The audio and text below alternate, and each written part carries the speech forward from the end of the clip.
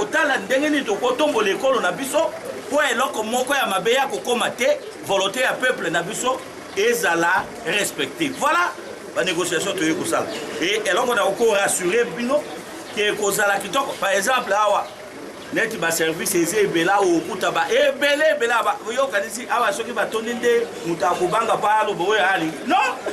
Mais ce qui est important c'est à sauver mboko oyo et komatisa mboko oyo.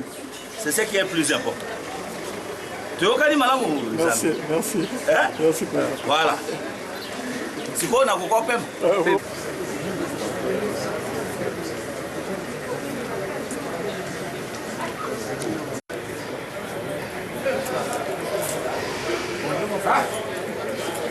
Ça va.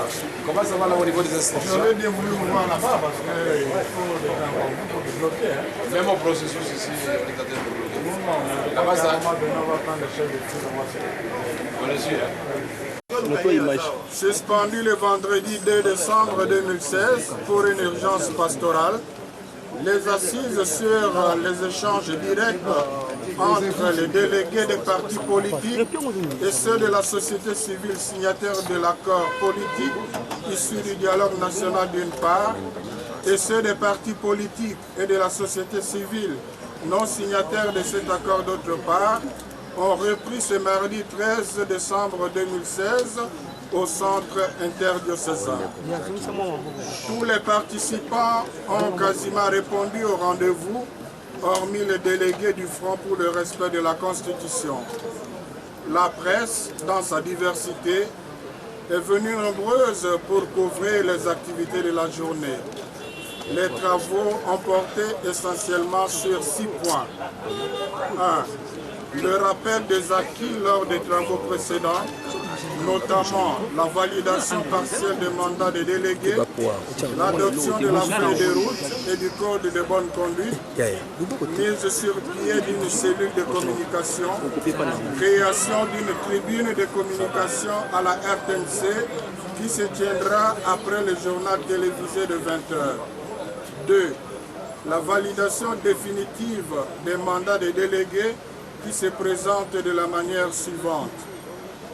Primo, délégués signataires de l'accord politique, 16, dont 6 de la majorité présidentielle, 6 de l'opposition politique, 1 de l'opposition républicaine et 3 de la mesure de décrispation politique. 5. Les travaux en commission. En dépit du retard pris pendant la journée, les travaux ont effectivement démarré dans la soirée. 6. Les experts. Il a été convenu que les experts ne participeront pas aux travaux, mais qu'ils interviendront s'il en est besoin pour éclairer des points précis. C'est le cas de la CENI qui interviendra dans le cadre du processus électoral. Au terme de cette journée, il faut noter la volonté des uns et des autres de poursuivre les travaux et de parvenir au large consensus en vue d'une sortie pacifique de la crise sociopolitique et de l'organisation des élections dans un meilleur délai. Pour la SENCO, l'abbé Donatien Scholl, premier secrétaire général adjoint. Pour les délégués signataires de l'accord politique, son Excellence M. Lambert Mende. Et pour les délégués non signataires de l'accord politique, M. Jean-Pierre Lissanga Bonganga, je vous remercie. Peut s'accommoder de cela dès lors que cet élément.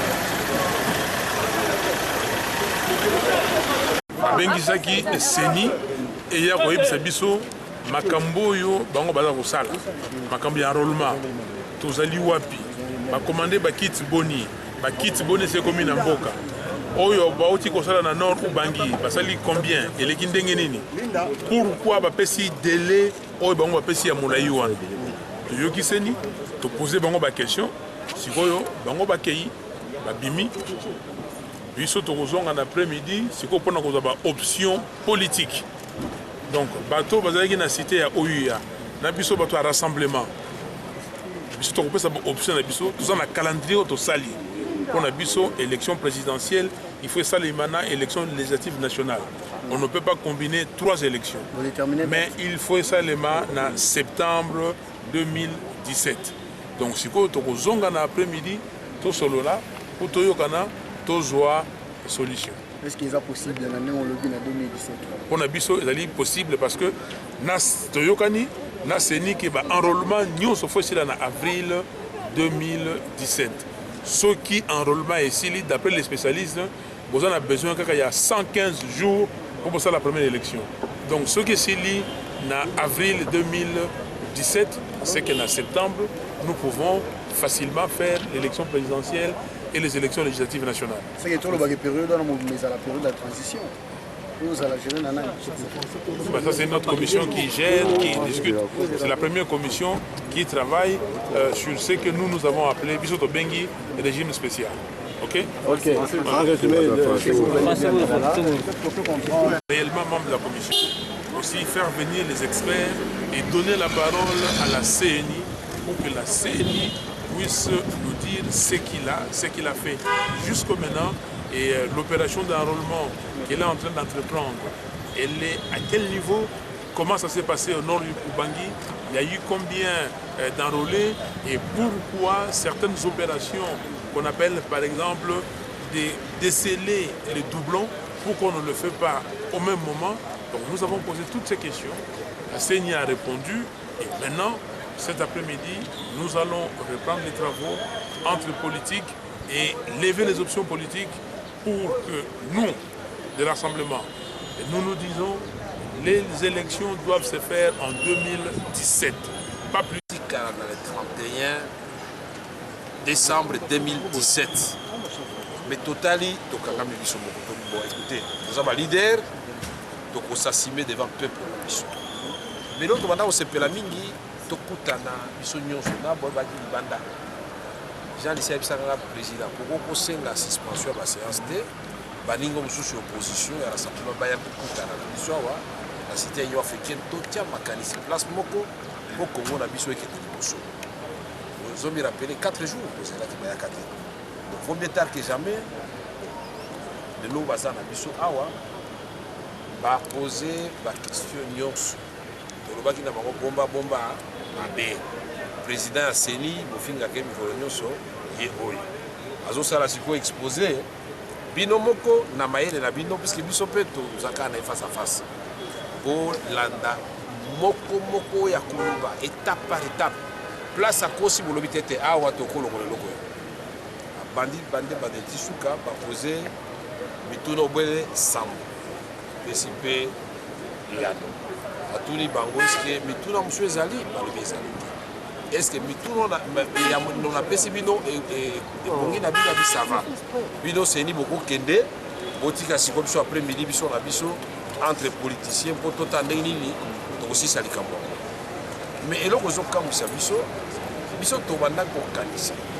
Pour zembo banda ko yoka mingi zaki donc ba expert international il faut baya. On a compte à rassemblement baya ko salisa ko la kisaki calendrier na biso za mabe. Banda to bali toujours senga bango boya na expert international biso do banga bango te. Biso na bango face à face. Ngape na international. Na kende gabote. Ba bengi senga na Gabon. Salisa kende Madagascar. Donc tozali ba bengi sa biso pe ba na biso. Donc ezali nul ne prophète chez soi. Dans le but international, on va y avoir tondo banana bango, puisque le peuple n'est pas gagné.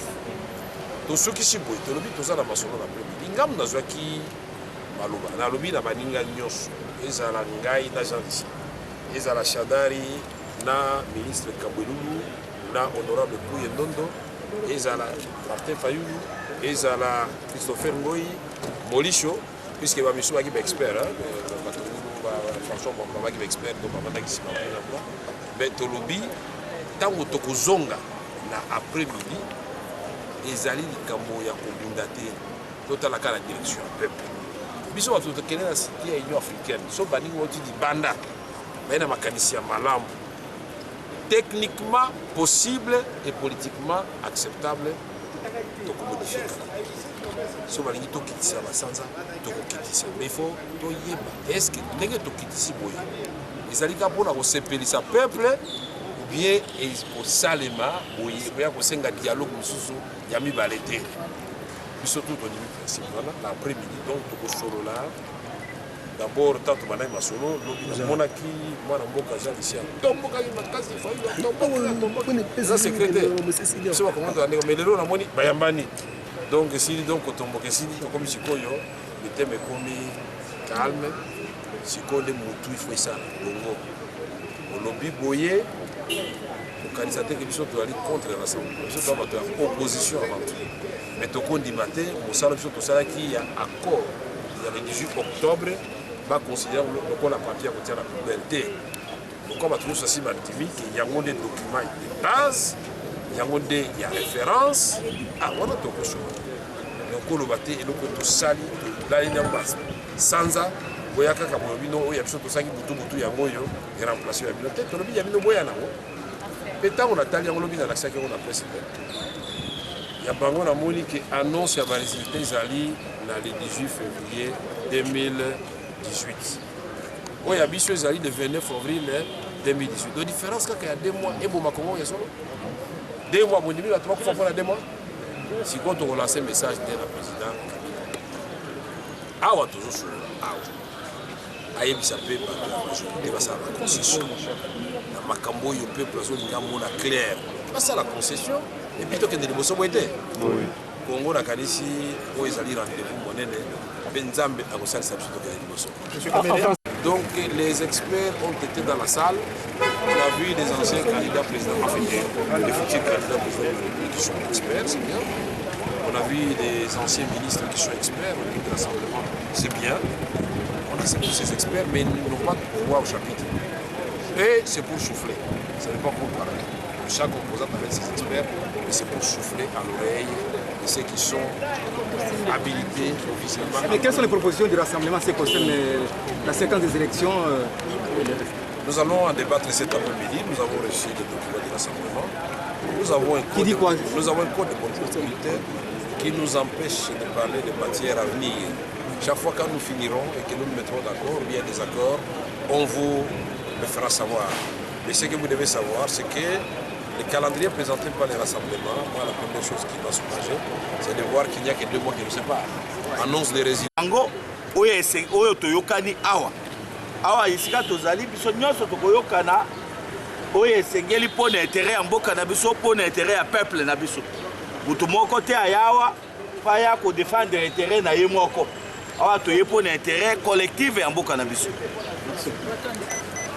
biloko ya muyambo bango tu bakoloba na kati kuna donc na ba Moïse Katumbi tout eza na commission de crispation institution boyebi institution président de la république banda tokotaki te sikoyo toza na okala na commission toza na okala la place institution président de la république tokei pose tozozonga isuka wana pokoso euti wabinde kosoko oloba momo non pokoso ezali wana nde esika base ya le 19 décembre elali institution président de la république boyebi bien ke bango bato basignaki accord bayaki na koyebisa biso ke totala article ya constitution article 70 alinéa 2 oyo eza koloba le président reste en fonction jusqu'à ce que installation ya président mosusu akoya biso mpe na kati tozolakisa bango ki eza problème ya bon sens baeveki balobi na biso to mpe matokei pose mpe na nsima ya pose wana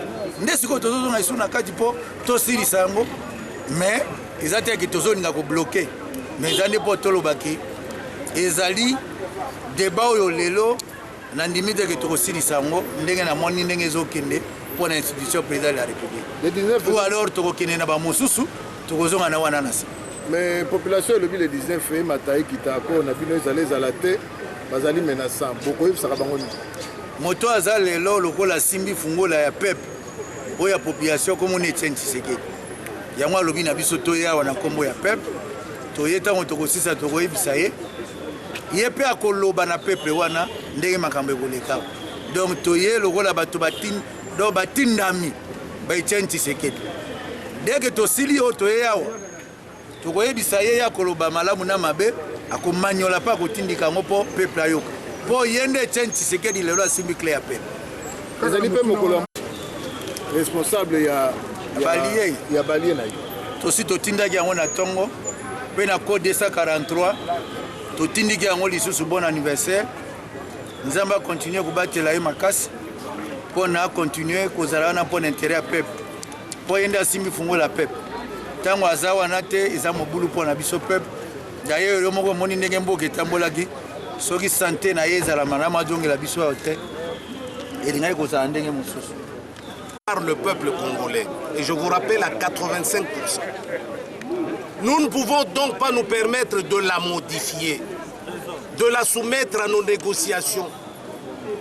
La deuxième raison, nous avons un cadre constitutionnel, justement la Constitution.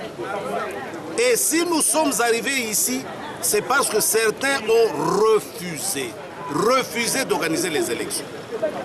Quand nous avons été à Sun City, l'exposé de motifs de cette constitution vous dit qu'il faut éviter ces crises de légitimité récurrentes dans lesquelles le pays se trouve depuis 1960. Et nous avons donc décidé d'y mettre fin. Il ne faut donc pas que certains se croient malins, ils nous amènent dans l'impasse et ils nous demandent de résoudre à leur profit cette impasse. Ce serait trop beau pour être vrai. Vous créez un problème et vous voulez profiter de vos turpitudes pour prendre tout un pays en otage. Nous ne le ferons jamais. Que vous dit la Constitutionnelle qui entre en contradiction avec un article de la Constitution est une mauvaise interprétation. Je vous donne un exemple. La Constitution vous dit à l'article 73, 3 mois avant la fin du mandat du président, l'élection présidentielle est convoquée. Pas doit être convoquée, est convoquée. Parce que le législateur ne pouvait pas s'imaginer qu'on soit dans un pays normal, et que pendant 3 mois, prévus pour organiser un tour d'une élection, on soit incapable de le faire. Maintenant, la Cour constitutionnelle, saisie par la CENI, demande à la CENI, vous avez l'autorisation de reporter l'élection présidentielle. 1. La CENI n'a pas qualité pour saisir la Cour constitutionnelle en matière d'interprétation de la Constitution. 2.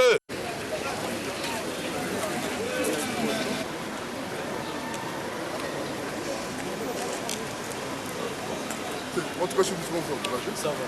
Alors, Oscar, anniversaire le soir, tout ça. Ça va. Il y a les conclus la mienne.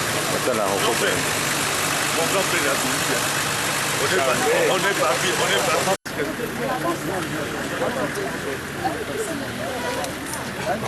Le bon, on a un film, je tire quand même.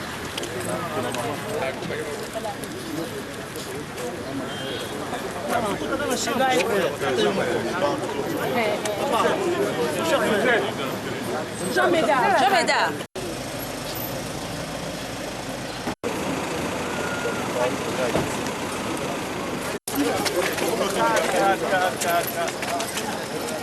Pourquoi il s'accalmera, papa?